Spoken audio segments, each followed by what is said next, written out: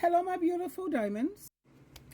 Yeah, my beautiful diamonds. Tell me something. How many of you would rather meet your maker and return to your creator if they were to mandate it that women had to have a man in their life, or that they had to be married in order to get benefits, in order to get the best things in life, or whatever? It's mandatory for you to have a man. Would you rather meet your maker instead of that? I would. As you know, I am officially now a part of the 4B movement, and I highly recommend that for all women. And the reason why I became a part of that group is because, or that support network, or that community, if you will, is because it's for the safety of women. It's for women's safety. Like, a lot of women feel that you have a man as your protector. No, he's not. Who's going to protect you when domestic violence is going on? The police are not taking it seriously anymore. The judges are fed up. The court system is like, whatever, child. They give these men a slap on the hand. Nothing happens. What are the consequences for men who commit adultery? What's the consequences? I think we all know by now, we should anyway, that the only thing that registers, or that men fully understand, or that clicks, is consequences and punishment. They don't understand kindness, reasoning with you, listening to the Bible. And I told you, if a man is not submissive, he's abusive. It's one or the other. It's like you're either on God and Christ's team, or you're on Satan and the demon's team. There's only two tables you can sit at. If he's not submissive, as the Bible clearly states at Ephesians chapter 5, verse 21, we are to submit to one another.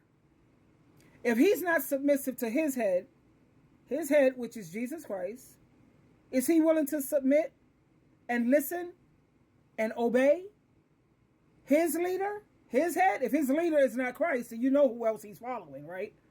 Okay, now you know my sovereign woman, who I love her. That's my baby. That's my beautiful daughter. This is my daughter. Yes, she is. Yeah. Let's listen to her, because I feel exactly the way she does. She always hits the nail, bing, right on the head. Here we go. I am more than willing to take myself to meet my maker if we were ever forced into a situation like The Handmaid's Tale. And we know it's coming because ever since Roe versus Wade was overturned, they're coming for birth control. I heard in a state or two, they've already come for condoms. Like, they don't care if you have a disease that you can't get rid of. They just care that they create worker bees, slaves, for the 1% to exploit, right? It's crazy to me.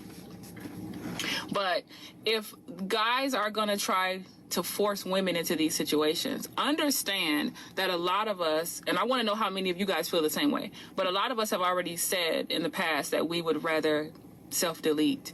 And before we do, we're probably going to hear about a lot of cases of poisoned oatmeal, for lack of better terms. When you're cooking for your husband and then they finally go lay down and get some rest, some much needed rest that they never wake up from, like they go to sleep permanently via special berries in the oatmeal, if you catch my drift, right?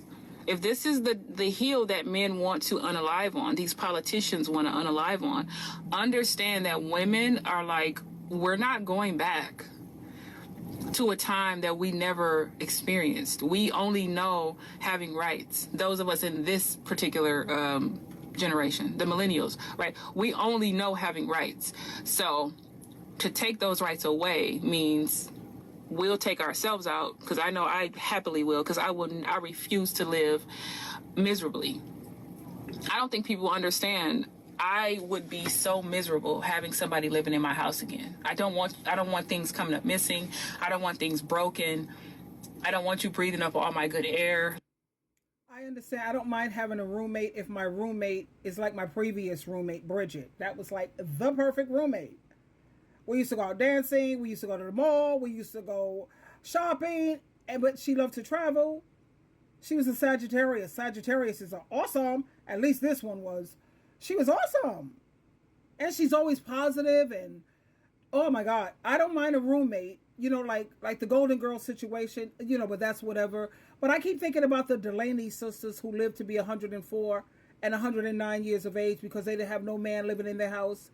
They didn't really have much to do with a man. They liked men. They weren't hateful of men like me. I don't hate them. I don't have no problem hanging out with you and making you one of my activity buddies. But when it comes to dating you romantically, having sex with you, marrying you, having your babies, letting you use my womb for your benefit, that's never going to happen, baby. Okay? Like, I just don't want you there. And I don't just feel this way about men. I feel this way about friends, family.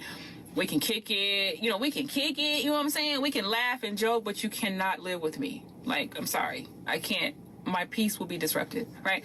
So the very fact that they would try to force women into this Handmaid's Tale situation where you are a SMEX worker, you are a nanny, you are a housekeeper, you're a chef, you're all these different jobs, and you're only one woman, and you're doing all of this for free for a man who's just gonna most likely be cheating and put his hands on you and stuff anyways, is absolutely and utterly ridiculous to think about. It gives me anxiety. It's outrageous. There's no way that I would ever live in a time like that. The reason why my life works for me and the reason why I'm at peace and why I have a happy life is because I'm not subjugated.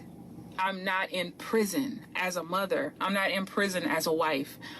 To me, those are prison sentences. I'm not saying it is for y'all. There's a lot of women, and being a mother and a wife is their call of duty. Like, it's like the most fulfilling thing for them, and I'm happy for you guys if that's true.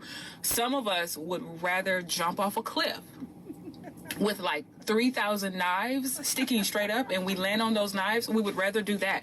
That would be more of a reprieve for some of us than to be stuck catering to a male. Right? And you guys want to call it misandry, but there's a difference between misandry and misogyny, right? Misandrous, we want to stay away from something that we don't like. Misogyny want to harm us because they don't like us or because they want something from us. That's the difference. We don't want to harm you. We just want our peace. And if y'all are not going to let us be in peace, those of us, there's plenty of pick-me's and desperate women who are desperate to be married and desperate for love.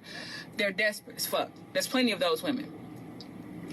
But for those of us that don't want that life and we're okay living by ourselves, leave us alone. Don't try to overtax us more than you already do. Don't try to punish us for not being, you know what I mean? Just leave us alone. We don't want that lifestyle. But yeah, if this is the hill that y'all want to unalive on and y'all try to force, these politicians try to force women down this road, y'all ain't gonna have a lot of women left. Good luck. A lot of us will take ourselves out. And some of us might take the men with us, depending on the situation, if you have kids or not or whatever. But yeah, there's no way a man is living in my house and think he's gonna have to sleep with one eye open with my ass. And he's gonna have to keep his head on a swivel dealing with me. But how many of you women, you lovely ladies, feel the same way? Leave your comments below. I said let's make her president. I totally feel 100% the way she does, opposed to, well, maybe I don't agree with I can't be with a roommate. I could be with a roommate, someone of my own gender, because women understand women. But like I said, she always has to be on God and Jesus' team. I'm not going to sit up here and live with someone like Bridget. Honey, you go into her house now? The only thing she listens to is gospel. Her car, she's young too. She's what, in her 20s? You get in her car and she drives the best of cars. And it's all Christian music, gospel. You go to her house, she has Christian movies. Huge. She has an amazing house. She's, oh my God, I love her. I can live with another woman who's on Jesus Christ's team. Not going through the motions and pretending to be, but genuinely on Jesus' team. Having a man live in my house, that will never happen. I can't do it. I can't be bothered. The only man I can live with is my son. Okay? My son. That's about it.